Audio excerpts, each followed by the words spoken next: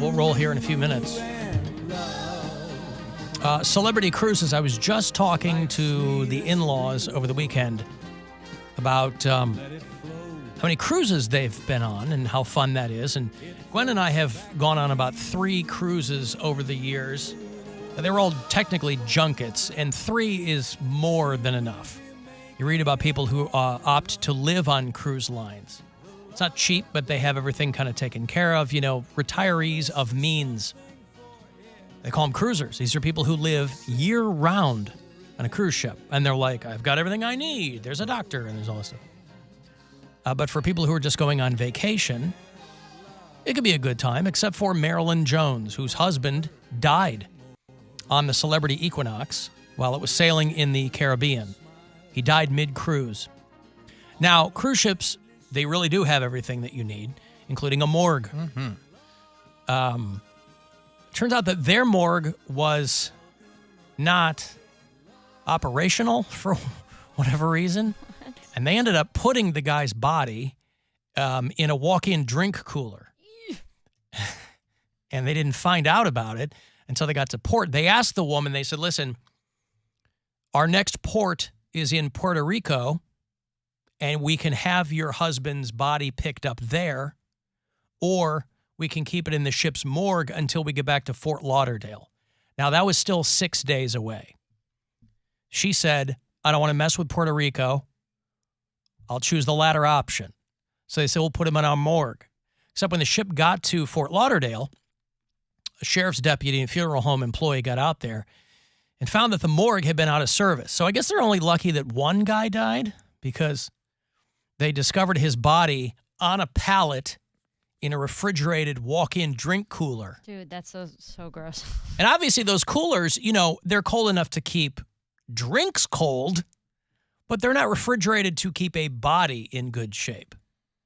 And so it was warmer than the temperature you would need to prevent decomposition. Oh, God, this is just getting worse. The wife is now suing for extreme trauma because her husband... why the buffets there are not my favorite thing. Right. Yeah. The husband dies on the cruise, and when they went into the walk-in cooler, his body, been there for 6 days, had turned bloated and green. God, that makes me want to puke, dude. So the family's like, well, now we can't hold an open coffin funeral for him, open casket funeral, which she said was a long-standing family custom. I'm sure the lawyer told her to say that. Oh, you've got to tell him that no one in your family ever has closed casket due to the advanced state of decomposition. So this lady has to grieve her dead husband, but she gonna get paid. This lady is going to get paid. Yeah, but... They're looking for $1 million plus, courtesy of Celebrity Cruises. Oh, that's not even that much. It's really not. Oh, my God. I thought you were going to talk about, like, hundreds of millions of dollars. I'm like, Not okay. hundreds of millions. That's insane. Well, I think these days, if they you're... aim high. But I think if you're at all savvy... You can get more than $1 million. You got to... sure. Yes, but you also have to understand, you know, cruises are just bouncing back from COVID. Right. So... You know, maybe their thought is, well, let's be realistic about this. The woman, her 2 daughters, and 3 grandchildren are seeking $1 million plus in damages from Celebrity Cruises. I would say at least, you know. How do you have a cruise ship, by the way, with an inoperative morgue? I mean, like I said, they're lucky that this one guy just died. Because it could have been a hell of a lot more people than that. When people die on cruises, do you hear about them? Like, how do you know? Like Only if they become zombies. Oh. They make the lady stay in her room. Like, she's not allowed to come out and talk to anybody Just because her sit and shiver. husband died. Yeah. Right. Well, because I've been on one cruise in my entire life, and, like, granted, I was a kid, but I just don't know how would work it around. Like, I don't want to be on this cruise anymore with a dead person. Oh, hey, homie. They would have to keep it quiet. If somebody dies on an airplane, you have to sit there with them. You ever been on a flight where somebody died? No. I've been in a flight where somebody died. I was in like row 7 or something. They were in row like 29, and word gets around fast that there's a dead guy in the back. They just cover the body. Yeah, but it's And not whoever- doing anything. Who They cares? can't put him in. There's no morgue on a plane. They got to throw him in cargo. Yes. So the person has to sit. All of a sudden, you're a check bag. Yeah. Yeah. I'm sorry, ma'am. You can only have one carry-on item. Mm-hmm.